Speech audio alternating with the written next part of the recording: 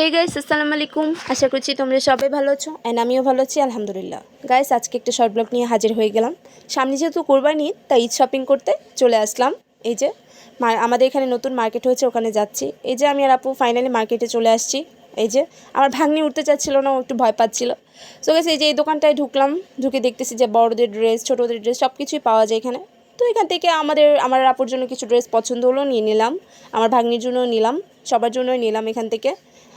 এই যে গাইস, অনেক সুন্দর সুন্দর ড্রেস পাওয়া যায় এখানে। তারপর আরও কিছু দোকান দেখলাম, ওখানেও পাওয়া যায়, ওখান থেকেও কিছু ড্রেস নিয়েছি। এই যে গাইস দেখো। সো গাইস, এই যে ফাইনালি বেবি শপে চলে আসলাম আমার ভাগ্নির জন্য, ওদের জন্য কিছু জিনিস কেনার জন্য, কিছু গুরুত্বপূর্ণ জিনিস ছিল ওগুলো নেওয়ার জন্য। এটা মূলত বেবি শপ, এখানে বেবিদের সব কিছুই পাওয়া যায়, ড্রেস থেকে শুরু করে সব কিছুই পাওয়া যায়। তো এখানে আমি আর আপু চলে আসলাম। এই আর কি, এই যে দেখো পুতুল, আর এই পুতুলটা আমার ভাগ্নি পছন্দ করেছে, রেড কালারটা।